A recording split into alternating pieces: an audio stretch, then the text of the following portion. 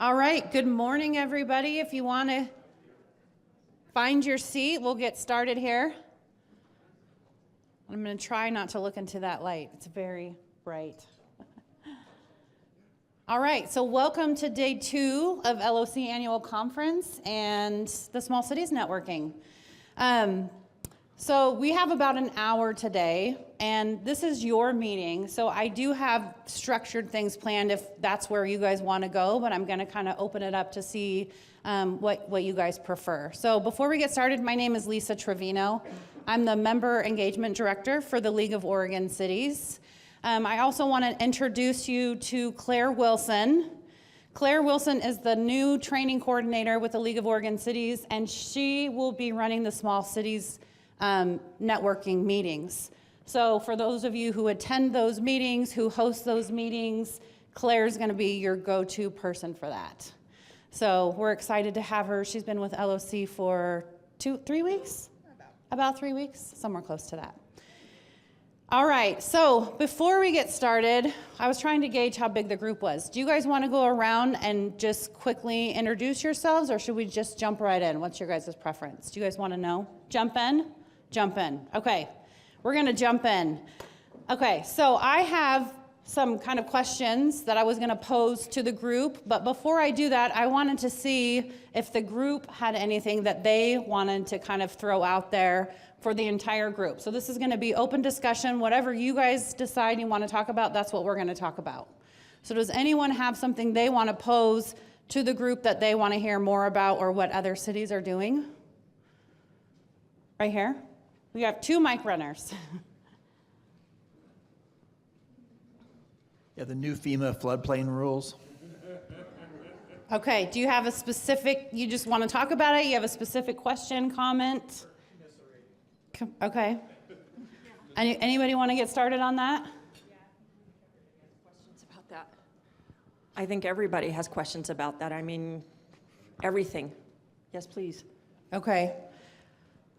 I can't answer your questions about that if there's anyone that wants to add something, but I know maybe this is even a topic we bring to some of the small cities meetings. If you guys want to talk about that more, I think that's very helpful too. We do have someone back here that. Oh, yes.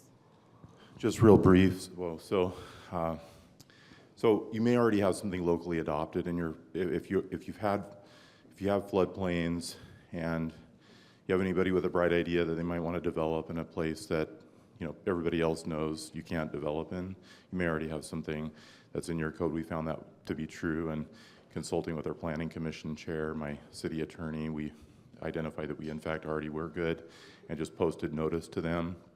I sent it to the whole group that had been noticing out, and we're good to go. So we didn't need to go to kind of the formality of locally adopting like an ordinance. Can you tell us your name and what city you're from really quick? So Aurora, okay.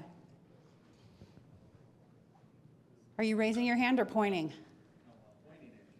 Okay, Claire's coming to you with the mic. I'm running. Aaron Palmquist, City of Oregon. Lisa, this is for you. Oh, that's scary. I don't know if most small cities probably don't know, but what's the league's position and what they're doing to work with the legislators and the process because of that FEMA? There is something in the works, right? So I'm going to let you take it away. That's very, very kind of you, but I'm going to refer to our lobbyists who aren't here. But I do believe we have a session on this. Am I wrong in thinking that? Yes. So there is a session on this at 3 o'clock. So I would suggest that you go to that. We will have our LOC lobbyists in that training, and so I think you can get some of those questions answered. And I'm sorry, I cannot answer them for you. Go ahead. So, just so if you show up, please show up. Do not just sign the 96-page ordinance sample. Please. Listen to what the league's doing. There's pushback. There's not only at the state level, but also on the federal level. They're doing some things. So connect with the lobbyists in that, and Patty's helping that as the executive director. Small cities, sometimes we just say, government told us to do this. No. It's overreach from EPA. District attorneys involved, so, and I say that seriously, so even if they're in a floodplain, Thank you, Erin. Okay, anyone else want to add on to that topic? Okay, so 3 o'clock is that session for those that are interested and want to learn more. Anyone else want to pose another question, share something else? Yes, Mayor Cross.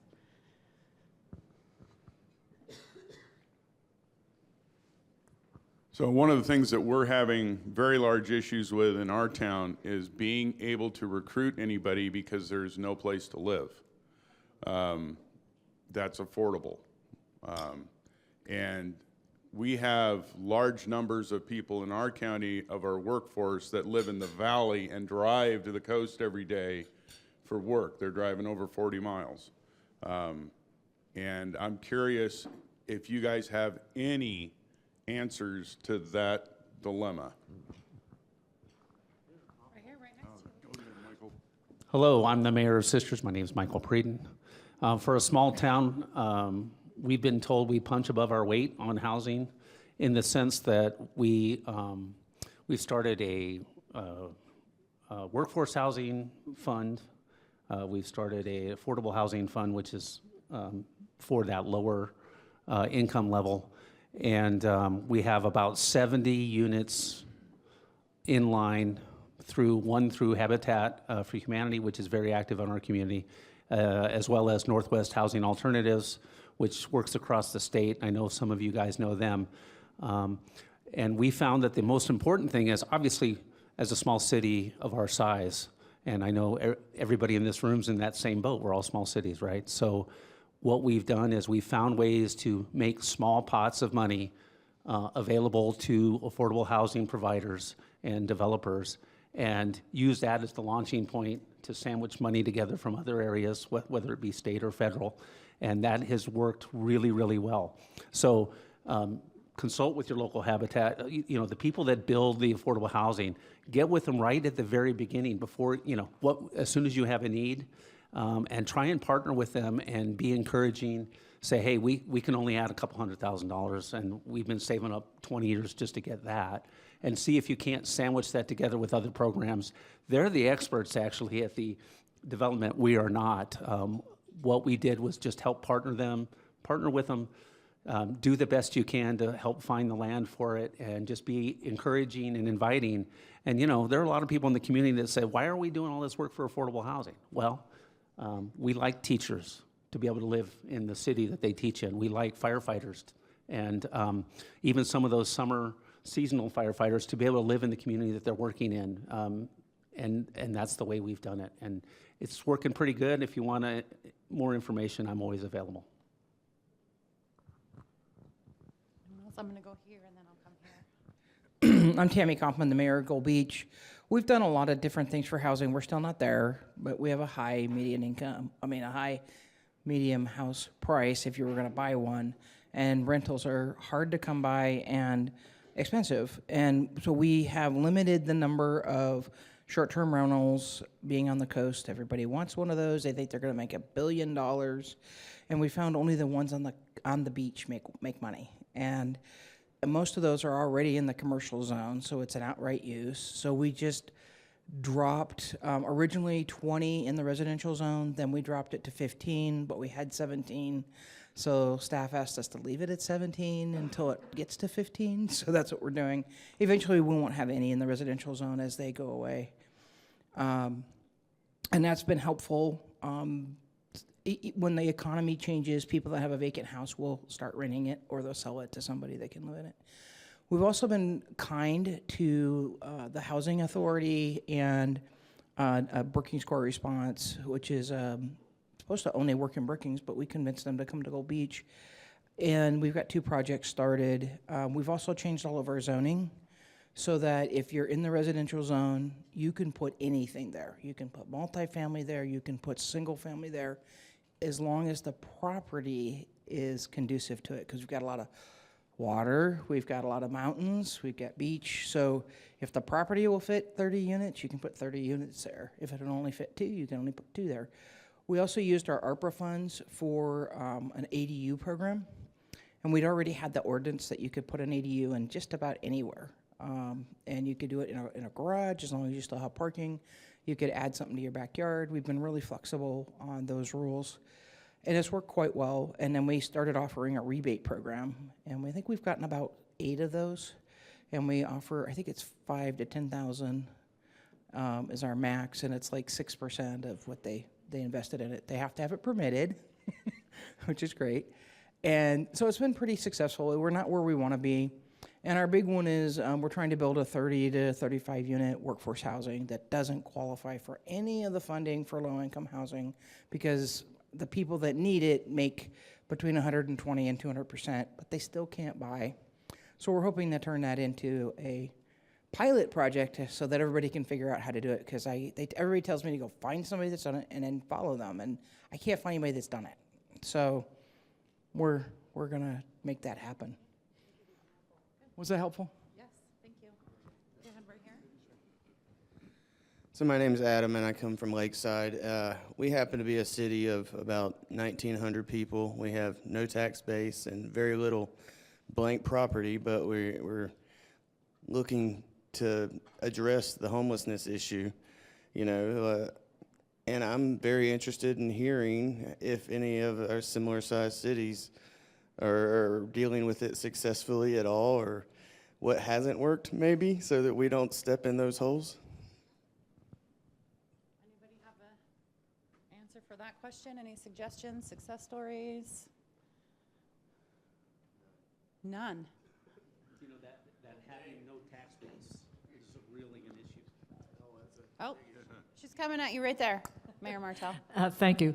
I don't have any suggestions about what to do. I will have a cautionary note about what not to do. And in Cave Junction, 6 years ago, we had a developer come in and said all these wonderful things he was going to do for us and experience he's had in Southern California. And he started a project, partially put in some utilities and started a house. And 6 years later, it still looks like that. And we've had to take him to court 3-4 times now. And after, let's see, I think we finally won the judgment and the appeal. And so the city's going to have to take it back and actually find another developer. So all I'm saying is make sure you vet the people, and especially if they come in and say they're going to do these wonderful, amazing things, make sure that that's real.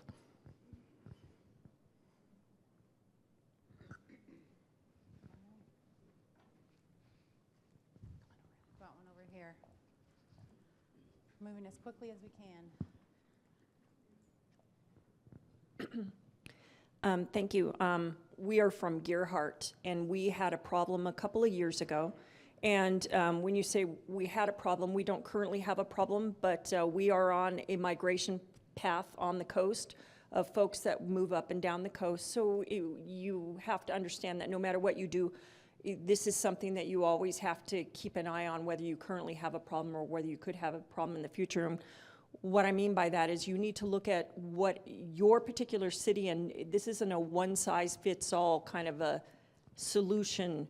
You have to look at what things in your city would attract a problem or would attract folks to want to come and camp, and work on that in a way that is appropriate for your city. In our city, we don't have a large commercial downtown. We don't have a lot of services that would attract folks that are looking for, let's say, Wi-Fi or bathrooms or things like that. We just don't have it in ours. So our problem was, I don't want to say easy, but it was different from the cities that surround us. But we were keeping an eye on what the cities around us were doing. And when they started enacting their time, place, and manner rules, we knew that that meant that we were going to have a problem real quick because, again, some folks that are unhoused because they don't like to follow the rules, and they will not go to shelters or other places because they don't want to follow rules. So you have to always kind of have this on your, on the things that you're looking at. And when we did our time, place, and manner rules, we did have an encampment, and the community was very upset about it. And the usual the usual go-to is let's have a town hall and let's talk to the community about it. We were afraid that people in a town hall would say things that would be problematic for us or that would work against the efforts that we had. So instead, a lot of our counselors had breakout groups and actually went into folks' homes because we are in a small community. And we sat down with people and we had real conversations with them and explained to them what efforts we were doing. And that way these folks could voice their frustrations and they could say what they wanted to say, get it off their chest. And then you could say, well, that's interesting, but let's talk about the reality of what we can, what we can't do, but what solutions we're working towards. And it really worked in our community. By the time that we came up with our time, place, and manner rules, then we were able to go down to our encampment. We called in all of the providers that we had in our county and asked them to meet with us when we had to clear out this encampment. And it was very, very successful because we didn't just move folks on.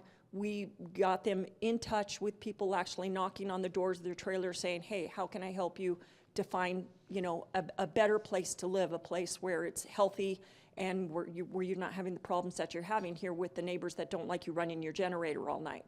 And it was very successful. We have not had an encampment again. We still have homeless, and we will always have homeless because, again, we're on that migration path. But what worked for what we did at the time, attacking it from all fronts, was very successful. Thank you.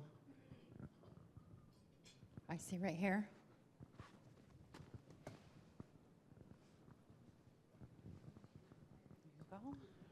Hi. I was wondering how many small community members have an issue with the census's MHI rating for their community being absurdly high. In Halsey, we have a large group of people that are impoverished, yet they say our average or our mean household income is $95,000, and that's not remotely correct. And we have a very large migrant farm population as well. I was wondering how many other communities are running into that same issue. I'm going to go here, Claire, and then right there. Here we go. Hi, good morning. Yeah, we had the same issue, and we worked with RCAC on an income survey, and we were successful in that survey. And we are now considered a disadvantaged community. And really, I don't know of any other solution other than working on that income survey with your community and really explain to them what that income survey process is. And there's a lot of overlap when they send out 3 separate mailers, and someone might have filled out a survey and it's been sent in a week and a half ago, but 2 days ago, they just sent out another round, so people were really concerned because it does ask what your income is, and there's some qualifying questions on there, so people feel it's a little invasive. So education up front was the key to our success in that process. One here, and then I'll come over here. Actually, I don't have much to add except for I am with RCAC, and that's why I'm sitting in this room, is because we have services that are available to help you that we have not been able to get in with the cities very much at this point. So that's why I'm here, is to provide assistance, technical assistance of all sorts to small communities. We work with communities under 10,000. We really focus on under 3,000 is our customer base. So if any of you have technical service needs, come find me. Oh, I'm sorry. It's Rural Community Assistance Corporation. We are a grant-funded nonprofit. So these are no-cost services to the communities. I'm not a vendor here selling anything. We are a free service provider to the communities. We don't this year. I was actually sent on a fact-finding mission to see if we wanted to get a booth here. So I'm just kind of circulating. But I'll just park here at the end of the session. We'll have a line. I got my flyer. I probably didn't bring enough. So since it's on any topic, I'm pretty new at a small city, and I've been overwhelmed with how many emails I get from League of Oregon City. But I find that on those Friday emails, sometimes there's a nugget in there that it's just worth taking the time to go through. I don't know if you guys saw in the last couple weeks, there was one about doing the survey for the Legislative Water Caucus. So a lot of small cities have had to go towards going through their legislator to get a legislative funding ask to get infrastructure stuff. Last year, they tried to focus on water, and a lot of those projects got put in a housing bill. They have to get that stuff submitted by November. So right now is kind of the timing that we should all be doing that, and you should be reaching out to your legislator to get the form that you can fill out. But when I did that and sent that out, one of the Water Caucus legislative aides sent me back saying, do this survey for the Water Caucus so we can see the full need that you guys have. And as I was going through it with a few cities last year, what I found is that all of us are in the same boat. We do not have enough money to fix our infrastructure and to upgrade the water requirements or sewer or stormwater and all that kind of stuff, especially with the lead pipe testing that was just going on and all. But the Legislative Water Caucus is trying to help, and that was in the LOC newsletter. So whether it's a grant or some other deadline, those Friday emails do have information in there, and if you missed it, grab one of us that can email it to you so you can get that information in of what your water needs are and try to get an ask into the legislature for this upcoming 6-month session. Yes. Yep. Okay. Real quick, the reason that is so important is because they can't add it to housing bills because your lack of being able to produce enough water for any new housing is a vital need all across the state, especially for us small cities. So make sure you go and do that survey for them so that they know. One of the things that we all know, being small cities, is that most of our infrastructure was put in 60, 70 years ago, and guess what? It's all starting to fail now. So we've got to get on top of that. And the legislature wants to help, and I'll be blunt, housing is how we're going to get them to help us with it. So if you can tie it to housing, your foot's in the door completely then. It's not just a toe. Thank you for that. And I'm assuming that was in our LOC bulletin, which comes out every Friday. You should all be on that list and be getting those emails. But if you're not, reach out to anyone at LOC and we'll make sure you get on that list and we can forward you the previous version. So, yeah. Also, as we've seen recently through the legislature, they really like lists of projects and lists from cities of actual infrastructure needs, because then they can just put a bigger list together and fund it all in one shot. So really advocate for your own city. I'm the vice chair of Central Oregon Cities Organization. We have our own lobbyist, Doug Riggs, that works with the Water Caucus on a lot of these issues. And frankly, we're not just doing it for us, we're doing it for all the cities across the state. Anyone else? Do I see hands?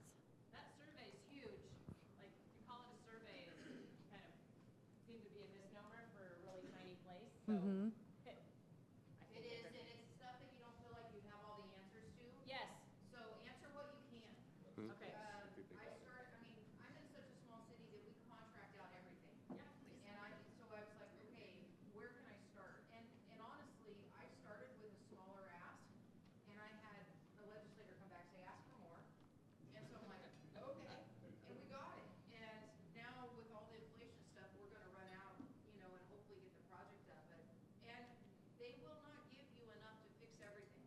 You start where you can, but if they start to see that we all need water line replacements, or we need something else in the, system control upgrades in the plant, or, something else like that, they at least can start putting lists together. And I just wanna be clear, this is a bipartisan effort.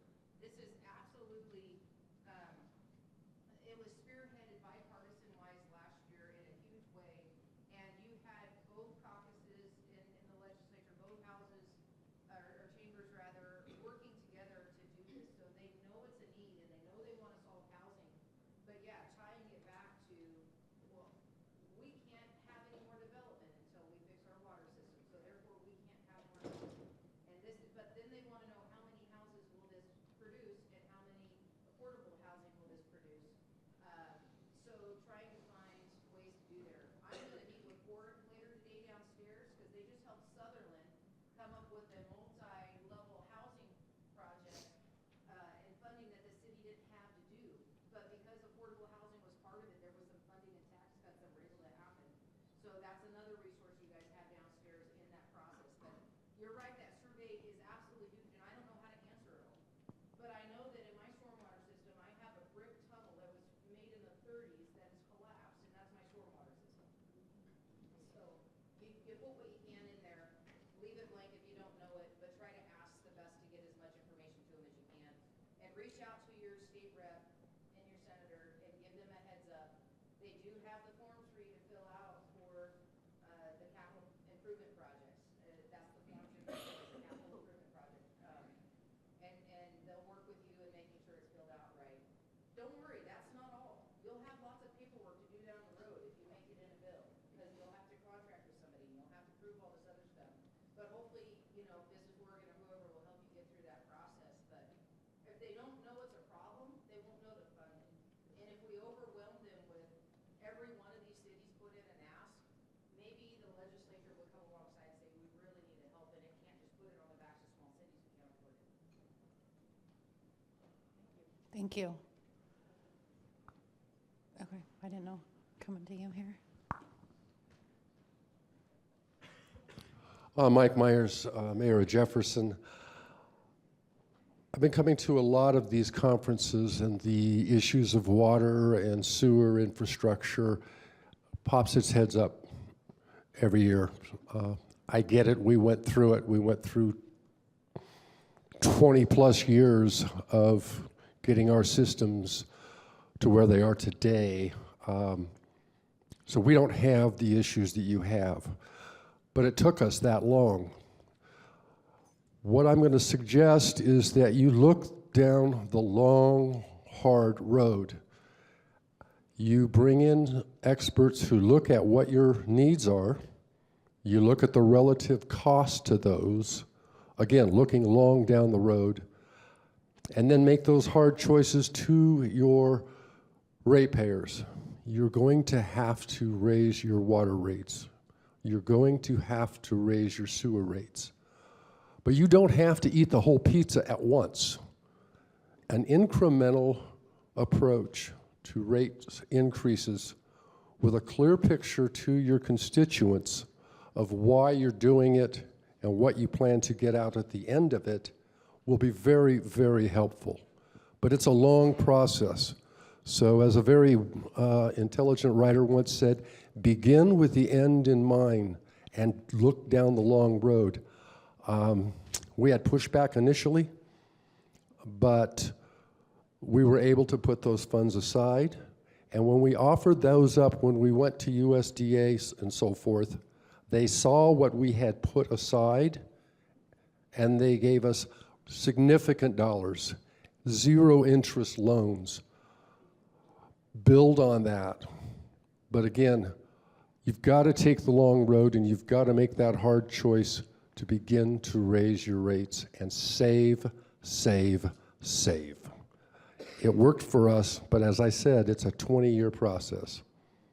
Not going to happen tomorrow. Thank you. Yeah. City administrator in Rogue River, and just to add to that, when I came to Rogue River, one of the best things I realized they had done was years ago they decided to increase their water and sewer rates based on a specific cost of living adjustment tied to a specific index. But that is so helpful for a small city that they did the work, did the education, agreed to a set course for their rates. So as we've needed to make repairs and improve things, it's not a huge increase if you don't do it for a while. So that's something a lot of small cities don't do because it's hard to sell, but it's easier to do that once and have a relatively appropriate rate system rather than wait 20 years and then try to get up to date, and that's hard to pass. So. Thank you. Anyone else?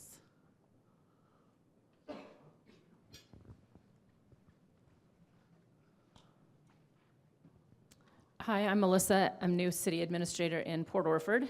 Thank you for the listserv, because that has saved my bacon multiple times, so thank you for your wise counsel. One of the things that we continue to struggle with is trying to find the certified folks to run the water and wastewater. Is there, is there something on the legislative side or some lobbying push we could be doing to help facilitate more of that, to more of the training, or just take a look at that system to help us? Because I think everyone pays extra money to extra people to sign off on their stuff. As I'm moving over here, I'm just going to give a plug for Michael Martin. He works for LOC. He is our lobbyist, so we can definitely follow up with him. But I'm going to pass the mic here. Hello, I'm Brianna, City of Halsey. I know that recently DEQ on the wastewater treatment side went back to rulemaking. They did public comment, the whole deal. They've done some adjustments. I don't think it quite gets us where we need to in terms of things like how long you can go without having somebody certified when you've lost somebody and you're rehiring and retraining. That all said, there is a group of some of us small cities who are really actively working on this, so you may see an email soon. But also, if you want to, I will hang out. If anybody is interested in talking more about that after, some of us are trying to have meetings with DEQ about this and trying to get some traction and trying to sort of be a joined force in that conversation. So I would love to chat more with other people if they're interested. All right. Lisa, can I add to that one? Yeah. Thank you. We used to have a program at our community college that they dropped because there wasn't enough enrollment. And we had a regional city managers meeting in Southern Oregon, and everybody was dealing with the same issue. And those that they had that were grade 1 or 2 didn't want to take the further education to get a grade 3 or 4. They didn't want the responsibility. They were just happy where they were. So it is something that systemically we're dealing with. But one thing I'd say is, do you have a relationship with your high school? Can you try to get summer interns and introduce them to what it is to have a steady, stable job working at a local government, where a public works job, where they'll, have a career for however long. Try to find some way of reaching out to your community college or your high school to recruit. And I know Umpqua still has a program, Umpqua Community College, but Rogue stopped. So I don't know how many others in the state do. My dad retired from City of Grants Pass with a level 4 water and sewer, and he's back working summer help because they are struggling to find people. But he had to do his certifications through Sacramento State, long distance kind of thing to get there. But if we don't recruit coming out of high school, it's not a career path that anybody wants to say, someday I want to work at a poop plant. So we have to kind of show a reason why, hey, you love this community, we got a job that will pay, you'll have a good career, you'll have a house you can live, you can, this is a good path for you, and try to recruit. We have to recruit enough to go into the community colleges to keep the programs going. And if we don't, then that's kind of what we're facing. Thank you. Phoebe Skinner, Counselor Gold Beach. So Southwestern Oregon Community College has a water quality treatment program. They also have dormitories and sports, so it's a very attractive place to go to school. I'm right here, sorry. Thank you for the plug. Oh, I'm going back to you. She'd like that. Okay, thank you. OAWU is also aware of the shortage in this industry, and so they have been working diligently on putting together a trade school type program, and that is going to be key so that people can work and be educated at the same time, and that'll start at the high school level. And I know that OAWU has just secured a facility for the school, and they have been working on remodeling that and getting that up and going. I don't know. I'm not sure where that's located. Oh, it is an Independence. Yes, Independence. My son-in-law is actually going there. Yes, it's Independence. All right, over here. Craig Birdie, City of Yahuts. I look at this more systemically. There are over 3,500 water districts in Oregon. That's a lot, and that's a neat, requires a lot of qualified people.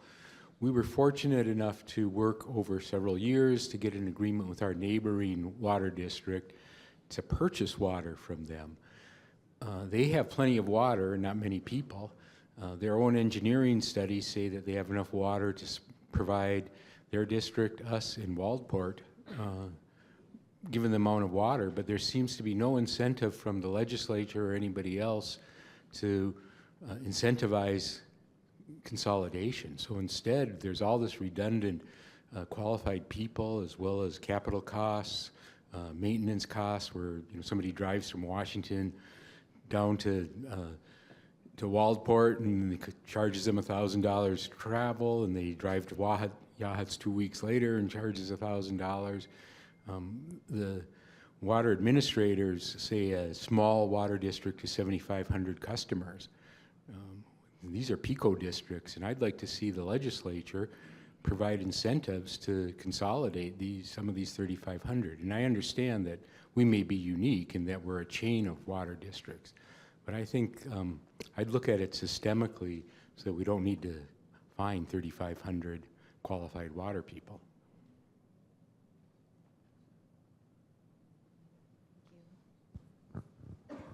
Missing anyone? Here we go.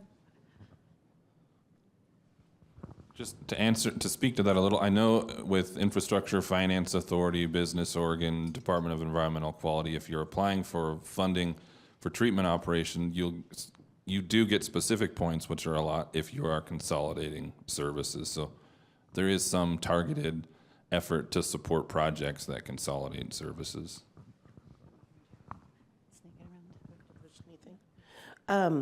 I went to a Mid-Coast watershed meeting for Mayor Cross a year or so ago, and I had brought up, we have a dam we'd like to raise, and we would have so much more water if we did it.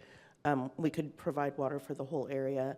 And Mid-Coast Watershed was actually saying that going forward, the movement is to consolidate, and the funding is only there if you are consolidating.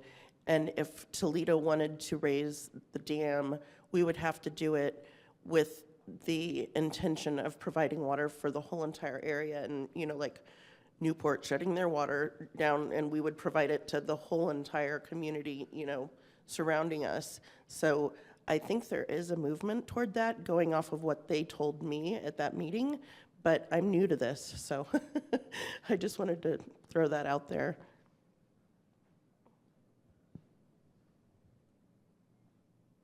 Okay. Oh, here we go, right here. I have a question, not about water. Can I ask it? So, looking at DEI and accessibility, I'm really confused about elevators and the elevator industry and how much you have to pay to get things inspected. So if anybody has any insight into that, we're down in Gold Beach, and I know that bills can go into $1,000 just to have a call out for an hour, to have someone drive down from Portland, and there's not very many companies in the state doing it. And as we're looking at accessibility, it just seems something that the state might look at. I don't know if anybody else has run into this, but I'm right here, so you can come talk to me after or raise your hand now, because it's very different. I'm just impressed you have an elevator. Oh, I'm sorry. We don't at City Hall. Yeah, we don't at City Hall, but other places in our community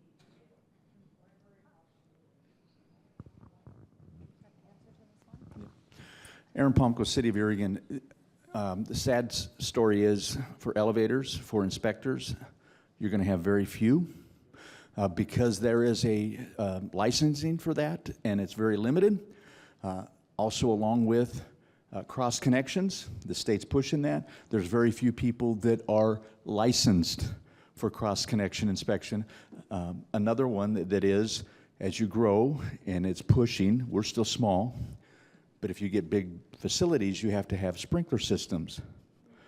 There's only certain inspectors. By the way, there's only 4, there was, I don't know if there still is, 4 producers or manufacturers in the United States for different sprinkler heads. So some things you can't change. That's going to be more than 20 years down the road, 50 years. It is what it is. If you're going to put in an elevator, guess what? They're going to be located where it's big and larger. They're going to have to come to your area. So I would look at everything you can to make ADA accessible without having to put in an elevator, or look at some other options. But that's on all of them. You have to do your research, and it's a building requirement in the state of Oregon. It's the people that are trained in it. It's a field that is very, very, very limited. It's not like a gas station attendant.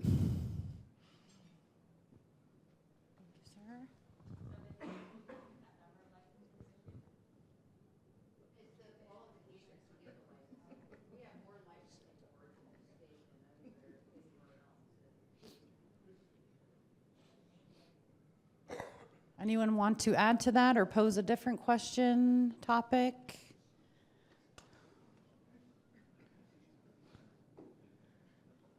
I'm walking to the front so I can look at mine. Oh, I have one over here. Excuse me. I'm making my way through here. The beginning of the conversation was talking about the FEMA requirements, and just one piece of advice for some of you who might not be familiar with floodplain development and the flood hazard area, it might be a good idea to ask your planning department or somebody at staff, or if your county has a mapping system, to look at it and see how many tax lots in your town would be affected. So how many properties are within the 100-year floodplain, because some of you will be surprised that it's a huge portion of a lot of towns. Some of you are lucky and it's not any piece of your town, but I think our counselors thought, oh, that's not that big of a deal. There's not that many properties in our town that will be affected, but it's hundreds and hundreds. So it's a big deal for some of us. City of Warrenton, Esther Moberg. I apologize, I rolled in a little late, so I didn't hear that beginning conversation. But for the City of Warrenton, with the new flood mapping 2.0, we're looking at 1,000 homes that will be moved into that. And so we are greatly impacted both by that, by the FEMA BIOP. There's like a 3-point system we're getting hammered by that we're just kind of bracing ourselves for. It could halt all, building in our city. It could halt even things like putting in streets and as little as catch basins. All of those will require permitting based on some of what's coming out of this. The no net loss to the endangered species is really going to impact us greatly. So yeah, we're really probably one of the harder hit communities. So yeah.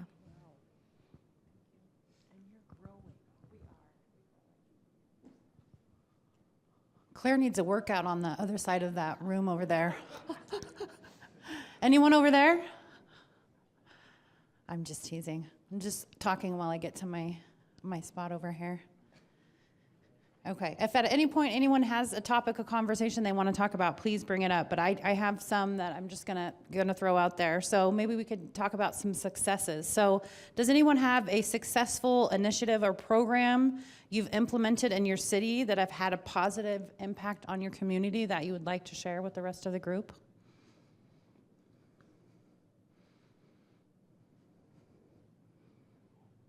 Nobody? Oh, okay. That's okay. Share anyway. Ashley, City of Bonanza. We are a very small, less than 600 community right near Klamath Falls, which is in Klamath County. I don't know if you guys know, but Klamath County has a severe shortage of patrol officers and policing, to the point that we do not have 24-hour patrols. We have no police officers from like 2 a.m. to 7 a.m. And when we do have police officers, we only have 3 at all times for the entire county. And so something that Bonanza has really been struggling with is the lack of policing in our county or in our area. So we have worked with Commissioner DeGroot to come up with a policing district for the east side of the county that will include Sprague River, Beatty, Bly, Bonanza, clear down to next to Merrill Malin, and then go over to Lake County. In this district, there's 15,000 lots, tax lots.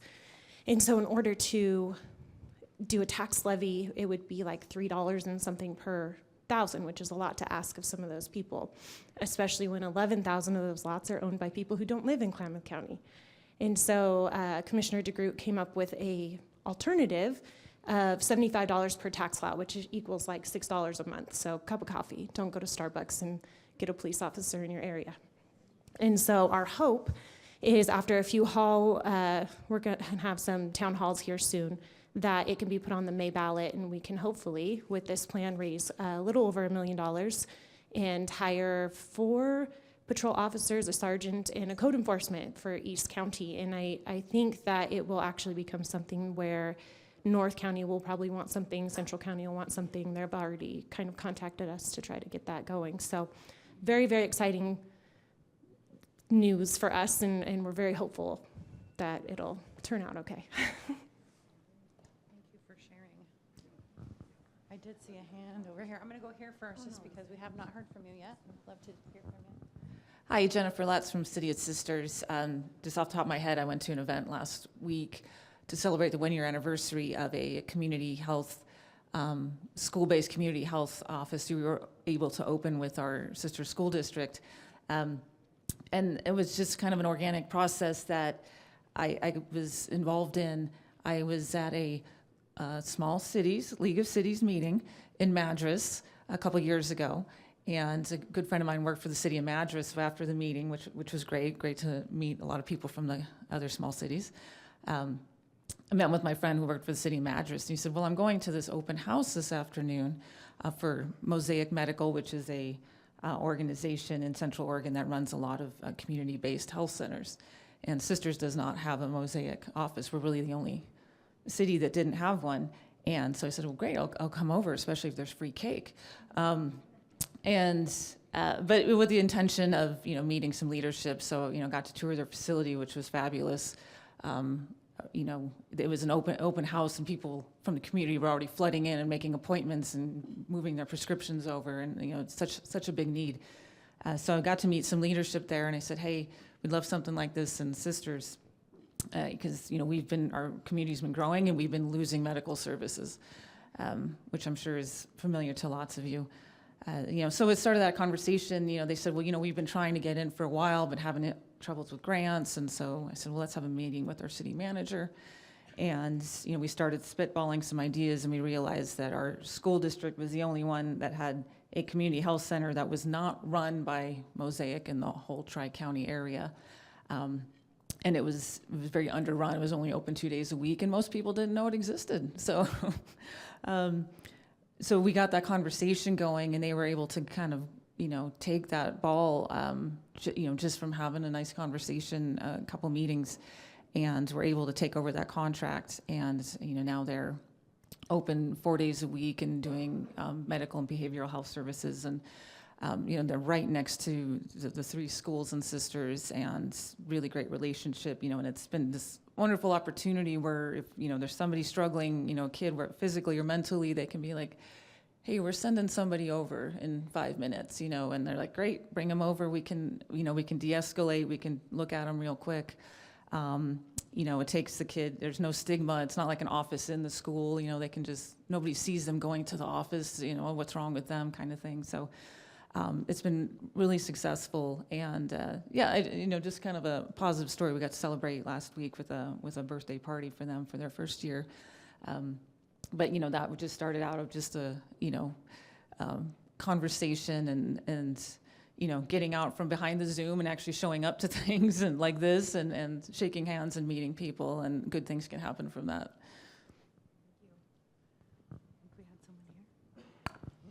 I'm in Gold Hill, and when I got there, I have 2 field employees to cover streets, public works, stormwater, parks, all that. And we have a couple miles worth of park along a river, and it's a lot for 2 people to manage. And so we have a community development organization in town that volunteers, and so we created a volunteer hub. So if somebody wants to do a project, or if the city has needs of a project, we can coordinate with the nonprofit, and they recruit volunteers to get the projects done, to come alongside, because we don't have money to pay for more. So there's been some neat things come out of that, and looking to do more. We started with cleaning up around a skate park, and working with OSU Extension to figure out what's the right way to deal with star thistle around the skate park, that kind of thing. But to have volunteers come alongside and try to help with the park has been a huge thing. And so the forms are on our city website that somebody can apply, and we have people say, I just want to come in and weed a couple days a week. Great. here's our waiver for liability, here, I need you to keep hours, logs, because I got to report it to workers' comp and all that kind of stuff. But it's been a neat partnership so far that we went through together to try to see how we can take pride in our community. Are you sure? Okay. Squeeze there. A question related to that volunteerism.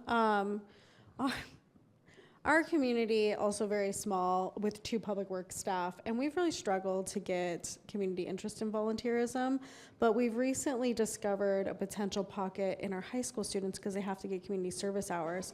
But one of the struggles that we're having is liability. So is there any other communities that are kind of leaning into those teenagers and able to do that successfully without running into issues with their liability coverage?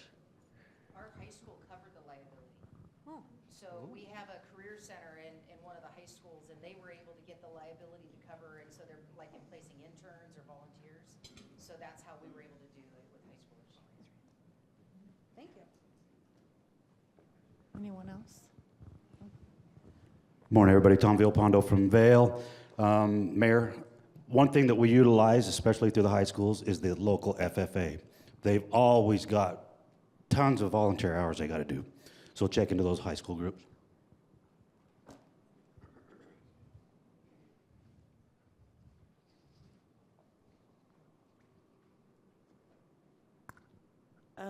Kim Bush, Toledo. I didn't introduce myself before. I think Toledo has a really neat program. It's how I got sucked into local government when I moved here a few years ago, is Art Toledo. It stands for Art Revitalization Toledo. It was started during COVID with ARPA funds. So the city started it.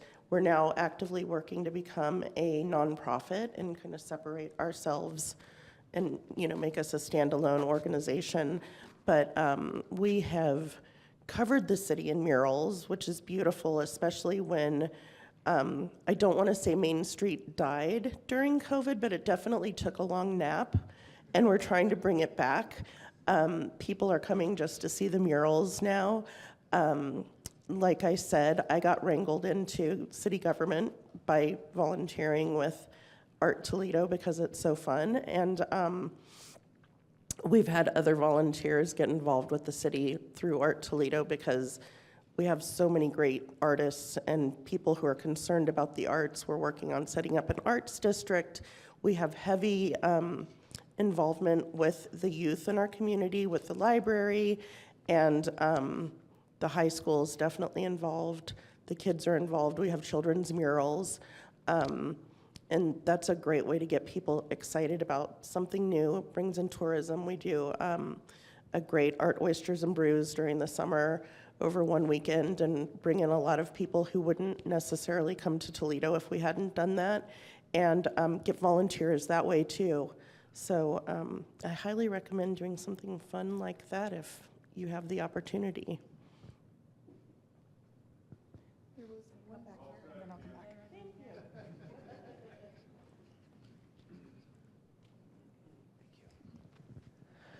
Hi, I'm the city administrator with Veneta, and we are in the process of letting Mother Nature do her work on a new off-leash dog park that we hope to open up in the spring. But how we got to that dog park was a very unusual route, and I wanted to share that with you, that look for partners where you don't think they may be. We did a parks master plan. One of the top 3 things our community wanted was an off-leash dog park. And we looked around the city and we saw there wasn't really much land available, and the best practice we were seeing was you need at least an acre or more for the off-leash. And so we were at a sort of a dead end, but jokingly, we looked at a very large railroad right-of-way and thought, wouldn't it be neat if we could use some of that right-of-way for an off-leash dog park? Now, I don't know if you've dealt with railroads before, but they sort of live in their own world, or kingdom, I'll call it. And, but it just so happened the city had a 10-year relationship of maintaining some of this very large right-of-way for aesthetics. The city had gone to them and say, hey, can we take care of this and not charge you anything very gracious of the city and very gracious of them to say, yes, please take care of our property at no cost. So when we first approached them about this dog park idea, there was really not much response.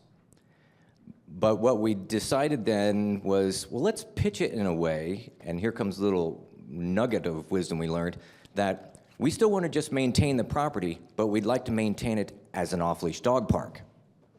So when you phrased it in a way of, we aren't creating a new relationship, we're expanding our relationship, that at least got our foot in the door to talk. And then I'll give credit to our mayor, Keith Weiss. He actually went on a tour of the International Port of Coos Bay, and it's the Coos Bay rail line that goes through Veneta.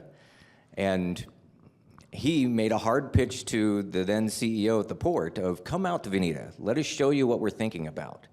And sure enough, they did come out, and sure enough, we did the deal.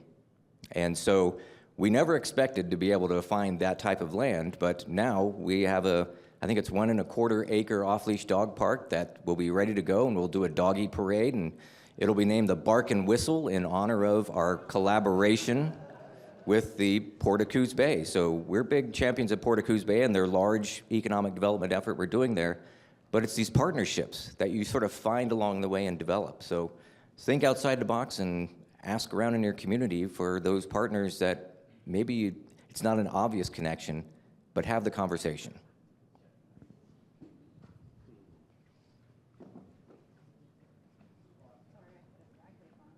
I'm running now. I'm working out. Well, I don't know if I can follow the bark and whistle. That's pretty great.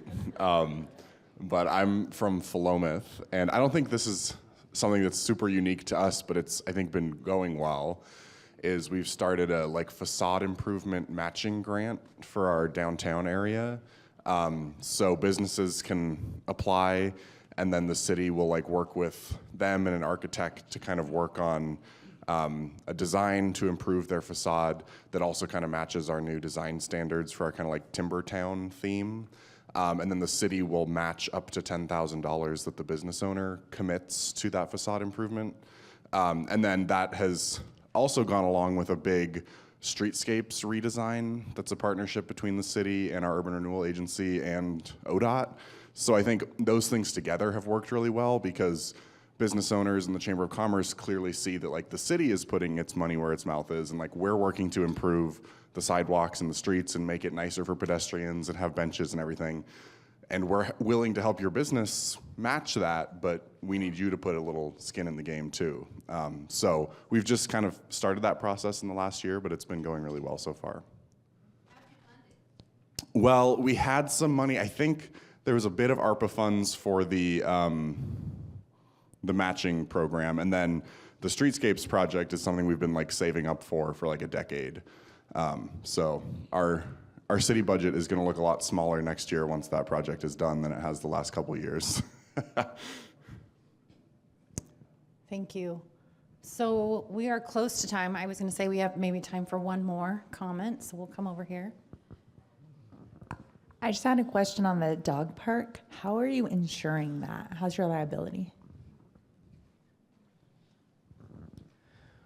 We're a member, as probably a lot of you are, of CIS, so we'll just include it with our city policy in collaboration with them. Okay. We're going to let Mayor Cross have the final word here. No, that's as usual, not just again.